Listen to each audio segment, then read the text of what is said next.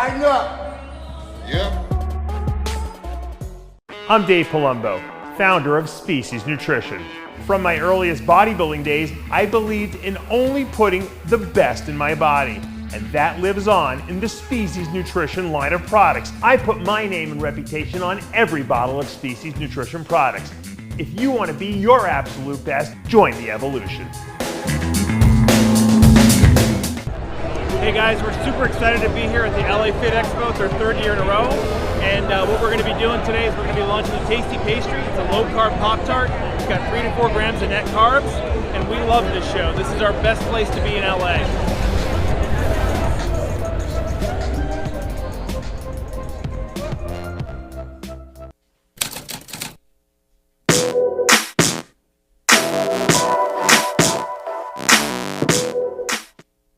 RX Television on RxMuscle.com. This is Ask Dave, better known as hashtag Ask Dave, your 30-minute question and answer show with Dave Palumbo.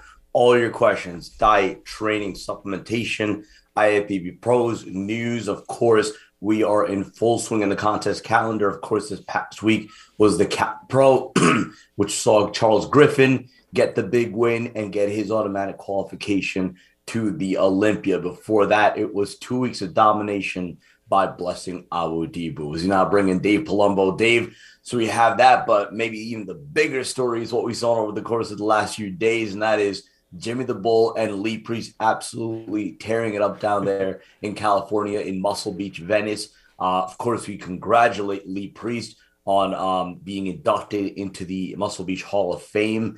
A big honor for him, and really a symbolic, gesture really for what he meant to that West Coast scene during the course of his bodybuilding career. And now, getting to go back there and getting the appreciation that he is so fully deserved. So, but then we're seeing the fun that they're having. Yesterday, they were at the Wax Museum, and I guess they were supposed to meet up with Flex Lewis. So if you want to give it a little bit more of a background, because we did get a few questions about that. We put that on the thumbnail, how I guess he stood up, the 212 legend. Well, the funny thing is that I didn't know this, but Lee is the last inductee into the Muscle Beach Hall of Fame. Evidently, they're not going to be inducting anyone else anymore. He's the last. I guess they don't have any space anymore over there. So he's the last one. And I guess it was between him and Sean Ray. A lot of people don't know this. I didn't know this. And I guess they chose him. So Sean was all upset and was texting him. Actually, Sean I actually texted Sean just as a joke to say, "Are you going to the Lee Priest induction ceremony?" And I guess he got upset. But I didn't even know that it was between the two of them, because I didn't know that was going to be the last induction. Hopefully, maybe they'll build another area there where they can actually add some more guys on, because I think that's very nostalgic. To be able to go to Venice and actually see people's names like plaques. It's kind of like, Lee and Jimmy were in Hollywood and they were walking on the Walk of Fame where they have all the stars on the ground. That's kind of like our bodybuilding Walk of Fame, the Venice Muscle Beach, where they have all those plaques and people will be remembered. 100 years from now, they'll see Lee Priest's name up there. So that was cool. And John Balick, who was the former owner of Iron Man magazine, was the guy who kind of inducted Lee into the Hall of Fame. He kind of gave the speech. And I thought that was really kind of cool, too, because, John's seen Lee's whole career, basically, and documented it, most of it probably in Iron Man magazine when he owned that back in the day. So and Balick actually himself is in the Hall of Fame. So it was real. I think it was really apropos. And the fact that Lee actually took money out of his own pocket and flew Jimmy the Bull out there to California so they can kind of hang out for the whole week, which was great. I know they went to Universal. They went to the Marine Corps military base in Long Beach. They went to the Wax Museum yesterday in Hollywood, because they were supposed to go to Flex Lewis's. They were going to drive to Vegas and then drive back. But evidently, I don't know where it's coming from. There was an enormous amount of traffic, Lee was saying. And I don't know what that was related to, because it was kind of after Memorial Day. But you know what? Anyone of you guys who've ever been out to L.A., there's no mass transportation there because of earthquakes, so everyone drives. And even though the highways are 5 or 6 lanes on each side, it's bumper to bumper. It's the worst place to drive. And I thought New York was bad. LA is much worse. So they hit traffic, and they're like, you know what? By the time we get there, we're going to have to turn around and come back. So they didn't go out to the Dragon's Lair. That'll have to be another trip on another day. But again, we had them on yesterday. Both of them on After Hours. We had a brief drop in on Heavy Muscle Radio as well. So I'm sure we'll do a little bit more content with them painting the scene out there in California. My apologies for my voice, for my throat. As you know, I was sick last week. I had whatever my son brought home from school, and then on top of that, really, really bad case of allergies. So those two things combined made for a really, really bad. And you announced like 50 Right. different games over the last 2 weeks. Yeah. So. So then, despite the fact that I had no voice, no nothing, I had a cousin's wedding weekend this past weekend in DC. Coincidentally, my producer called me and asked if I could do a boxing event, an 11 bout boxing match Saturday night. So I did that, and that essentially amounted to being a 4.5 hour broadcast. And then yesterday, after I got back from the DC, Virginia area, I announced a graduation ceremony at the Arthur Ashe Stadium where the U.S. Open is played for John Jay College. That's awesome. So you've been very busy, Sid. And I think you've broken the record. Dexter Jackson has 29 wins in the IFBB. Sid has eclipsed that by more weddings than any person I've ever known to attend. You probably are at the 2,000 mark by now, I would think. Yeah, that's what happens in our culture. Everybody gets married, and each wedding is like 7 days long. And they're in different countries. They don't even care. You got to get on an airplane and fly there if you're not around the area too. It was a good time. On that note, let's get to the questions. Of course, the first two questions from the Dave Palumbo Experience app. The first question, knowing that everyone is different when it comes to training and dieting down, but what is the most amount of cardio you would ever have one consider doing during a cut? I gave a girl 4 hours of cardio a day for I think it was one or two people I've ever had did that in the history of my dieting people. And those are people that were cheating on their diet. They were like light years behind. And you know what?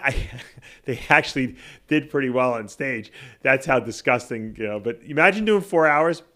That it's insane, but I wouldn't routinely do that. No. I mean, the most I've ever really had anyone do on a consistent basis, once again, because they were behind, because they were cheating, would be 3 hours a day. But I don't ever like to really go over 2 1-hour sessions. If I have to go over that, it means that the person is just, their body's either not responding or they're eating extra food or something's going on. On a routine basis, the most, like I said, and I think a lot of other diet coaches would say the same thing. Most people don't ever do more than 2 hours of cardio a day. I mean, if you have to do that, like I said, you either have a sluggish metabolism or maybe the diet needs to be a little tighter. A lot of times I would rather take away food than boost cardio up too much. And lately, rather than just consistently elevating cardio, I've been actually doing like a lot of cardio rotation, believe it or not. Like some days they'll be higher, some days they'll be really low. And so I think that kind of elicits almost the same response, but yet you get those rest days in there where they're, if I have you do 2 hours one day, I might have you do 30 minutes the next day. So it kind of lets your legs recover. And for some reason, the fat burning doesn't seem to go down on those lower days. Sometimes it actually goes up. So sometimes I think if you push people too hard, their cortisol levels get so high that, that maybe it starts working against you.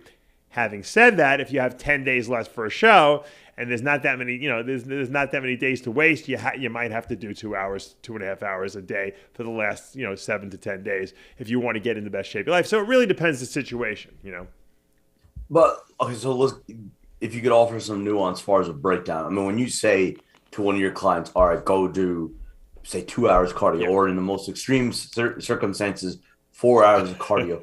First of all, how do you break that down in terms of just overall time periods as far as throughout the course of the day? And then second of all, because I know we do get these questions a lot. I mean, as far as like, pre-contest cardio, what are your preferred forms of cardio? I mean, are you recommending them for them to go on the Stairmaster? But then we just talked about it a couple of weeks ago where, to your own ambition, Stairmaster can eat up your legs. Yeah. So if you could give us a little bit more of an overview as far as breaking down that kind of pre-contest cardio in terms of timings, in terms of, throughout the course of the day, and then in terms of exactly what you recommending them to do. Once cardio kind of gets over that like 60, 70 minute mark, I usually will have them, or if they want to, they can break it up. Over 70 minutes, you really should break it up into 2 sessions, whether it be first thing in the morning, which seems to be the most effective, or post-workout. So after you do your weight training, you do your next session. Or some people just like to do it all after you work out because they don't have time to do 2 sessions a day. But as the amount, the duration gets higher, it's better to break it up. because especially if you're on low carbs, it's going to be really hard to do in one session. If you're doing 2 hours, it should be 2 1-hour sessions. If you're doing 3 hours, which is, like I said, once in a blue moon, you have to do that. I would break it almost into 3 sessions if possible, just to give your body a recovery ability to between. Now, I don't believe in super high intensity cardio. I just think it burns look, when you're doing high intensity anything, you're using carbs as a fuel source. If I'm trying to burn stored body fat, I'm not trying to get the person in shape to run the New York City Marathon. I'd rather do, basically, lower intensity cardio. What does that mean? That means if you're walking on a treadmill, you're going to be walking at 3.2 to 3.8 miles per hour around there. That's usually a pretty good pace. I don't do inclines on the treadmill. I just have them move, elliptical, same pace, same type of pace as that treadmill pace would be. You could ride a stationary bike too. You could spin on a spin bike, but I don't want you spinning at a high intensity with high tension on your legs, which is going to be, once again, break down muscle in your legs. And too high intensity, now you're not using stored body fat, you're using glycogen or glucose as a fuel source. So low intensity, longer duration seems to be better. Try to keep the sessions under an hour or under if possible. Now, if you have 70-minute cardio, you might want to just knock it out in one shot, but a lot of people just prefer to break it up. It seems to work better when you do that. And once again, can you use the stepper? Yeah, but I probably wouldn't do more than 20 minutes on the stepper. You know what I mean? And then let's say you're doing an hour cardio, maybe do 20 minutes on stepper, 40 minutes on a treadmill or something like that, just because it's very intense. You're not going to spot reduce fat. Okay. I don't care how many kickbacks you do with your leg when you're on that stepper, or, I see people doing crazy stuff on that Stairmaster or stepper. They're taking long steps and they're squeezing their butt. You're not going to burn fat in that area, preferentially just because you're squeezing that area. It just doesn't happen. The only thing you're creating by doing that is maybe mind-muscle connection awareness, because you're creating nerve pathways, but you're not burning fat. Your body burns fat consistently throughout the whole body. So if you have more fat on your waist, everything else is going to look leaner before your waist is ripped. It doesn't mean that the waist is going last. It just means you have more fat here. So if you're going to lose equally over the whole course of your body until there's no fat to lose on the upper part, and then your middle will be the last to go. That's just the way it works. You cannot spot reduce fat. The only way you can do it is to stick a liposuction wand in there and suck out the fat. That's the only way it's going away. And so, don't get caught up in doing crazy sprints and running up bleachers and stuff like that, because that's not going to burn fat better. That might give you a more athletic look. Like I see some bikini girls doing like sprints and doing some bleachers and stuff. They're just building muscle, like a more athletic look, because maybe they don't want to get too big because they're going to size themselves out of the bikini class. That's a different story. That's not being done for burning fat. If they think that they're burning fat doing that, then they're deluding themselves. It's for building muscle or building a more athletic look to your body. Second question, again, from the Dave Palumbo Experience app, and a good one here. So it's specifically about the top 5 from the 2021 Mr. Olympia, obviously. Big Ramy, Brandon Curry, Hadi Choopan, Hunter Labrada, and then Nick Walker in 5th. So it says that with the improvements that Hunter and Nick Walker have made, I find it hard to imagine that anyone breaking into that group of the top 5. Who, in your opinion, should anyone do that and make an absolute splash? First of all, I mean, it's a very good point. I mean, that's a very rigid top 5, and we're not talking about top 5s were in the past where, all right, you have someone maybe a little on the older side, and this could be the year of slipping out. Yeah. Do you see anyone breaking into that top 5? And I guess if you had to pick one person, who could make that splash? Nathan Diaz is a wild card. He didn't make it to the Olympia last year. He could conceivably, if he puts it all together, but although he tore his biceps, so I don't even know if he's going to make it to the Olympia stage this year. He's always seems to have something, getting in his way. Ruli Winkler. We know he can make it to that top 5 Olympia. He's been there before. How is he going to look? I hear he's putting a lot of size back on. I heard he's injury free. He's able to train well. He's a guy who can surprise us, because a lot of people forgot about him because he's been kind of laying low.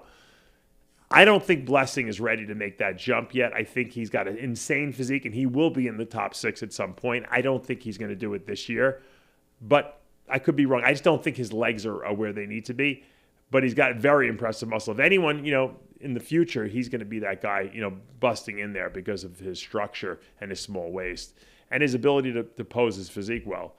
So other than that, I mean, if Derek Lunsford decided to switch to the open, that could be a guy who we can, might also be a guy that's dangerous. I don't think he's going to do it this year. We might see him do an open show this year. I don't think we're going to see him on an open Olympia stage this year. I think he's going to defend that Olympia title one more time at 212. So for this year, there's not many people that can probably get in there.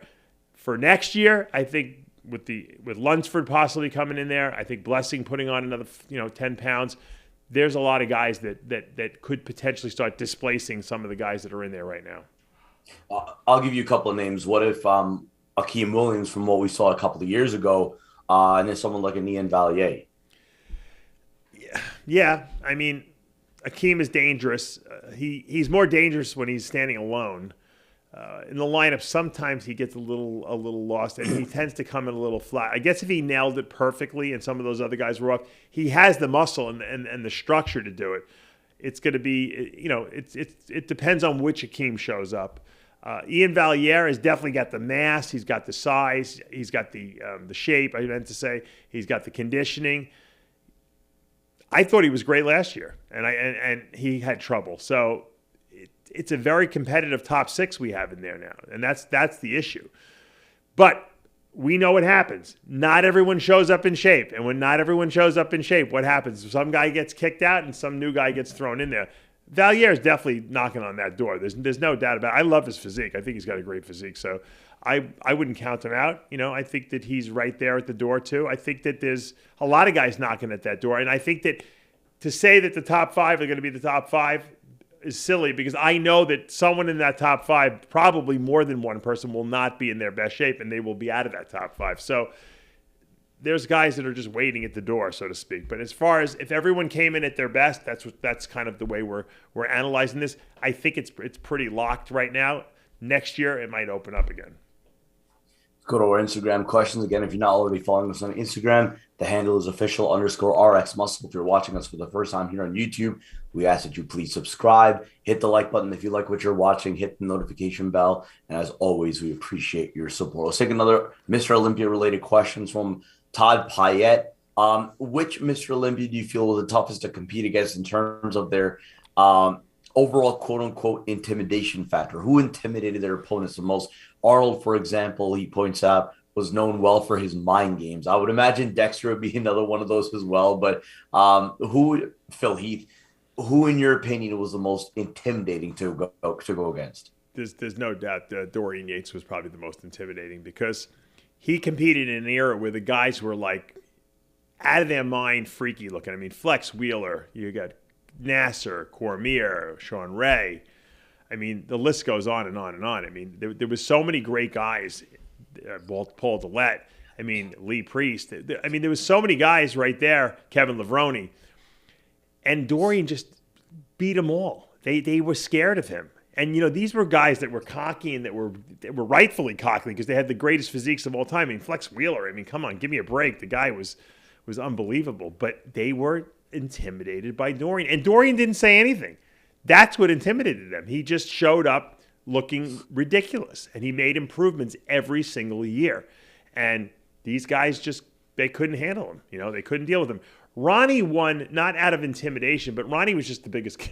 Ronnie was just the biggest guy. No one could beat him because he was just the biggest guy. I don't think people were scared of him. I just think that they thought, well, he's the biggest guy. We can't beat him.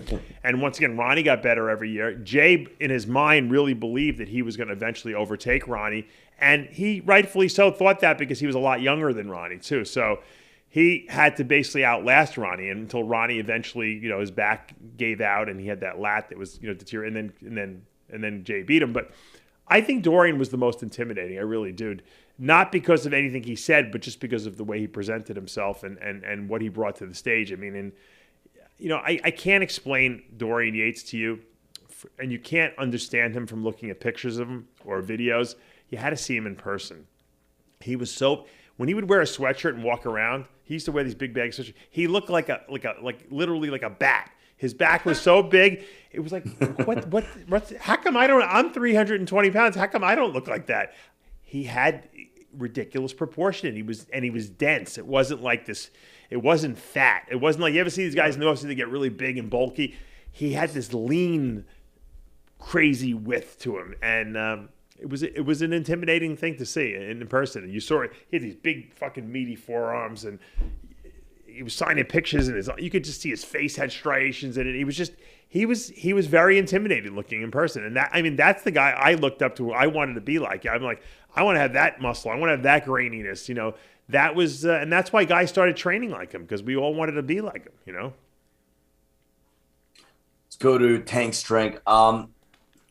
Due to having surgery on my tendons, which will leave me unable to use my left hand for roughly 12 to 16 weeks in the worst case, how would you approach nutrition for the recovery period to keep as much mass as possible while being unable to train? I don't know if he's asking a question about balance or just because, he's specifically mentioning the left side of his body, but he's also asking about nutrition in terms of what you would have someone eat during a recovery period to keep as much mass as possible while not being able to train in fully optimal circumstances.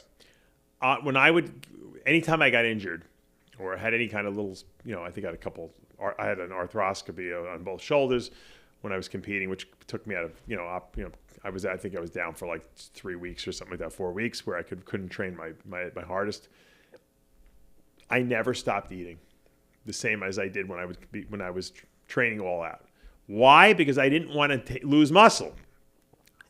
Just because you're not in the gym training at maximum, or maybe you're just doing like legs or something like that, or your body's still breaking down muscle, and it still needs a lot of protein to repair the existing tissue that you have. If you cut your food back because you think, I'm not training as much and I'm not taking as much drugs, you're going to lose muscle. I guarantee your body's going to say, we can't sustain this. There's not enough nourishment coming in, because your cells, whether it be skin cells, hair cells, nails, muscles, tissue, is in a constant state of what we call turnover, meaning that the cells you have today are not the cells you're going to have tomorrow or the next day or the next day.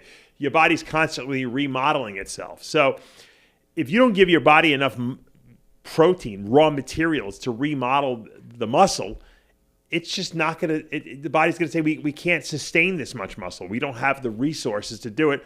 Let's get rid of some of it, because let's face it, skeletal muscle is expendable. The body doesn't need it. Okay. It certainly doesn't need 250 pounds of it. So it'll get rid of some of it. It doesn't matter. So don't be afraid to continue eating the way you were eating while you were training, while you're recovering, especially if you're getting some kind of a surgery.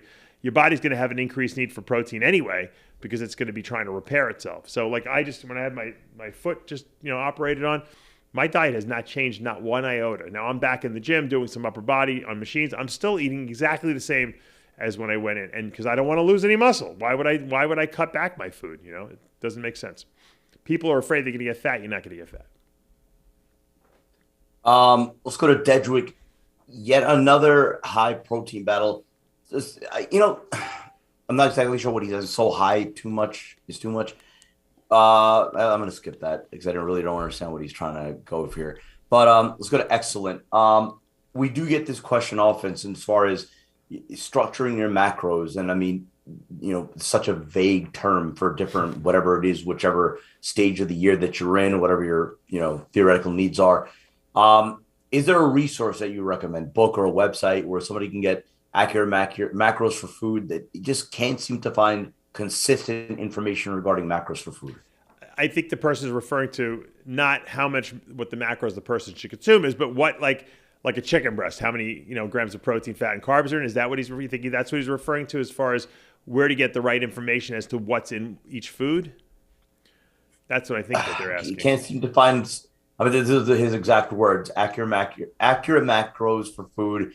I can't seem to find consistency. All right, I know what he's talking regarding about. macros. The reason why you can't find consistency, and that's why I always tell people, ask me, Dave, I know how much rice is a cup. I said, look, I'm telling you to eat 40 grams of carbs from white rice or from whatever rice I have them eating. I said, but I'm not going to tell you how much to measure it out to, because every box of rice or bag of rice is different.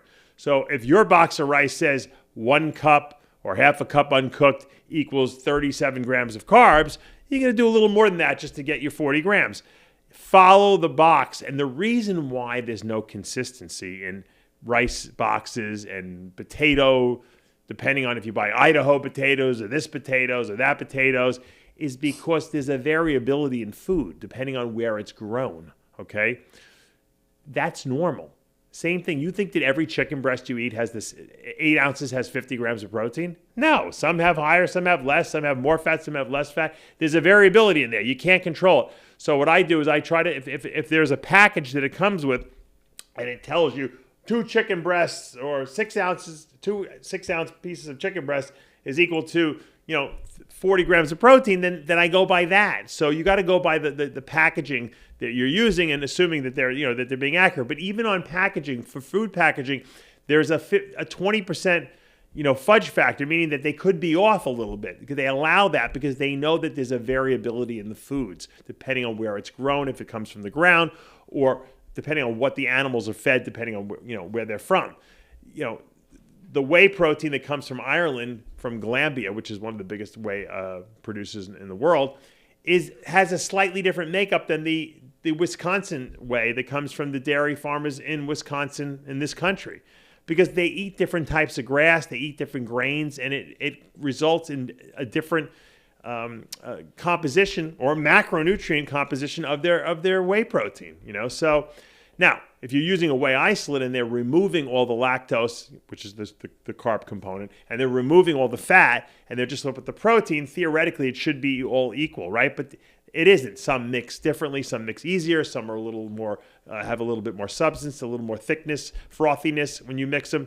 And that's just because of the nature of the variability of foods. And you have to understand that. And that's why it's impossible. That's why you could check 5 different websites and they'll tell you that a baked potato has, a 4-ounce baked potato has different, amounts of carbs, protein, and fat, depending on which one you go to. Once again, whatever you buy in the store, read the label on what you buy, and that's what you go by. Delibrio Arbitrio, how much metformin do you take in relation to your carb intake? I'm not a big advocate of metformin. I know some people will take 500 milligrams of this stuff twice a day. What metformin does is it basically tells the liver, stop releasing so much glucose. Why is the liver releasing glucose? Because, glucose is stored in the liver, glycogen, okay? So you eat carbs, your body can store carbs in the muscles as glycogen or in the liver as glycogen. But what the liver does is it monitors the bloodstream. And if the blood sugar looks a little low, it kicks out a little sugar into the blood. At night, when you're sleeping, about an hour before you wake up, or an hour before dawn, or whatever, whenever whatever your cycles happen to be on your light cycles in your body, your liver will crank out an enormous amount of sugar. Why does it do this? Because it's trying to get you ready so that when you wake up in the morning, you have fuel in your bloodstream and you don't feel like you have no sugar and you're going to pass out. The problem is a lot of people, their pancreas can't respond to this huge surge of glucose, and they wake up with high fasting blood sugars, which is not good. So what metformin does is it kind of suppresses the liver from releasing quite as much glucose, which works.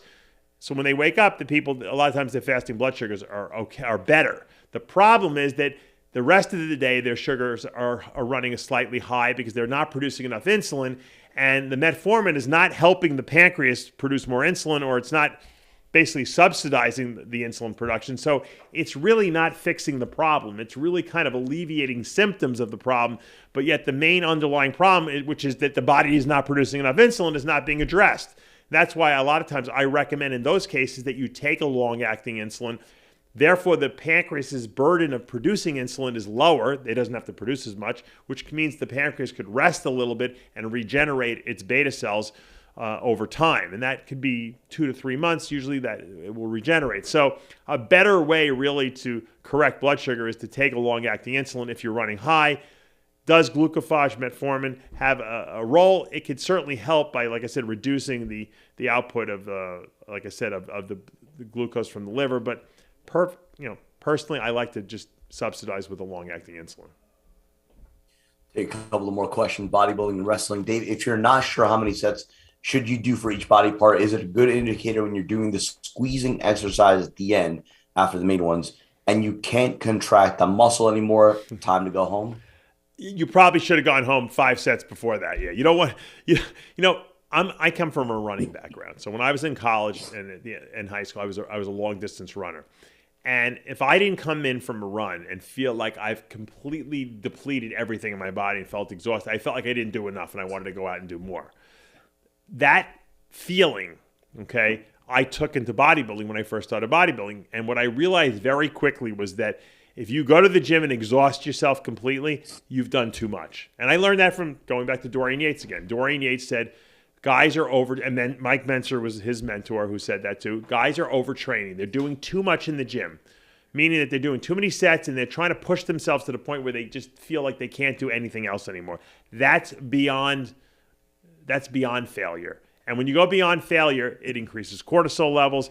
And in a lot of people who have trouble with recovery, which I'm because my metabolism's so fast, I don't recover as well. I need more time for recovery. It was basically inhibiting my gains. And when I cut back my volume but really focused on intensity more, which was what Dorian and Menser were trying to, relay to the world, I grew better. So I was lifting the same heavy, maybe even heavier weights because I was doing less sets. I was less worried about doing 20 sets and I was doing 12 sets now, 10 sets. And I was focusing more on those sets and I was lifting much heavier weights. And it's the heavy weights with the good form and full range of motion that are actually building muscle. So I was basically teaching myself how to focus in on what's most important about weightlifting, which is to break down the most amount of muscle, okay, using the heaviest weights with full range of motion and good form so that I can maximally, engage as many muscle fibers as possible for the body part that I'm training. And when you understand that concept, and you might want to listen to what I just said 10 times over, when you understand that concept, you'll start to understand that more volume is not going to make you grow more because you're not activating more muscle fibers. You're using the same fibers over and over and over and over until they're obliterated.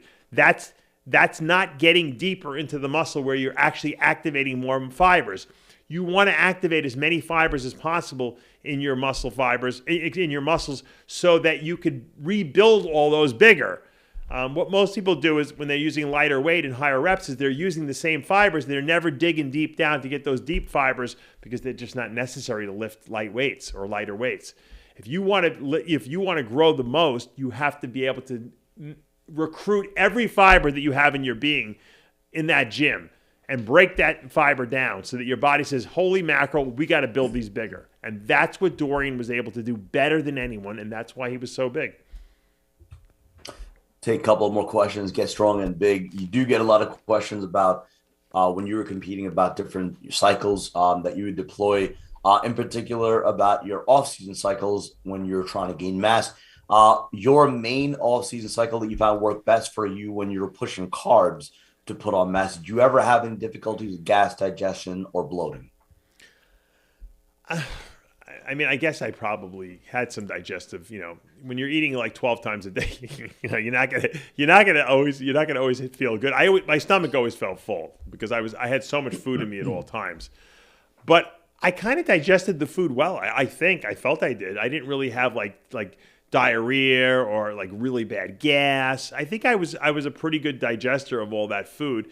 I ate a lot of clean food. I only ate like one really crappy meal a day, which was usually my McDonald's meal, or if I went out to a diner or something like that, had some French fries and some burgers or something like that. But, I try to keep the food relatively cleaner because I knew I was eating so much volume that I wanted that food to digest more easily and get into my system faster. And so that's also really, really why I would do a shake every other meal. So I would do a meal, shake, purposely so that I would be able to, absorb my food the most efficiently.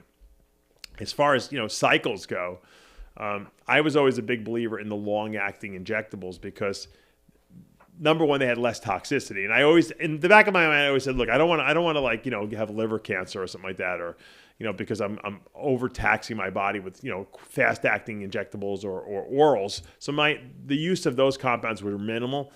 But the long-acting ones seemed to always give me better results, like testosterone enanthate, testosterone cypionate, equipoise, DECA. In the off season, I'm talking about. Those worked well. And then, I would pepper in some Dianabol cycles here and there in the beginning of my career. But then I really cut the orals out toward the end. Once I kind of had as much size as I needed to put on. But if you you pop a lot of orals, you're going to have trouble eating a lot of food, and that will mess your digestion up worse than anything. Anadrols destroyed my digestion. I would actually feel like someone was poking my liver all day. And a lot of people complained of that same sticking pain. I don't know what it was, because I don't know if it's just the liver telling you, hey, buddy, please get these things out of me. But I just never felt good on anadrols. Even the Dianabol, I didn't really digest well on orals. Injectable Dianabol worked really well for me. That didn't bother my digestion at all. So my suggestion is, if you want to efficiently absorb your food the best and put on mass the best, stick with long-acting injectables. Keep the testosterone consistent. Change up your injectables every 6 to 8 weeks, of long-acting injectables. And eat a relatively clean diet if you're eating a ton of food, but allow yourself to have, maybe one meal a day that's a little maybe junkier if you have a fast metabolism. If you're a guy that gets fat real easily, then I would keep the diet probably a little cleaner. You have to know your physique and what your strengths and weaknesses are. Last one from Will Halton.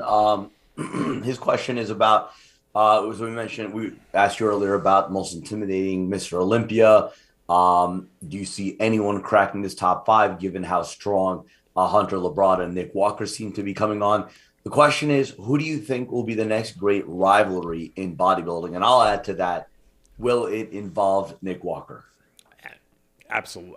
Unless this guy gets hurt, I think he's going to either be Mr. Olympia or be vying for the Mr. Olympia title probably for the next 10 years. And, obviously you can't predict when someone does get an injury or something like that, or something happens. But, right now his mindset is really good. To me, he's a solid top 3 guy, and he's going to be battling it out with the Rammies and with the Hadi Chupins. And when Ramy and Hadi Chupin are gone, because they're much older than Nick, obviously, he's going to be battling it out with Hunter Labrada and Blessing Awodibu and guys like that. Derek Lunsford, he's going to go into that open eventually. And those are going to be the guys that you're going to see. Ian Valliere is still young. He's going to be up there. Obviously, we mentioned him earlier as well. These are the guys, the upcoming guys. And there's going to be there's still new guys coming up too that, we can go forever and talk about those guys. But I think right now, from what we see, the Hunter Labradas, Ian Valliere, Nick Walker, Blessing. I'm probably forgetting someone that's important at this point. But these are the guys that, we're going to see in that group for now that are going to probably be the, Mr. Olympias or the Mr. Olympia wannabes of the next 10 years. I don't have any doubt that those guys will probably win a few Arnold Classics in there too if they decide to continue doing them as well. And that's what's going to make the sport interesting, the new crop of guys. Because let's face it, Ramy's going to be 38. He talked about it in a video the other day.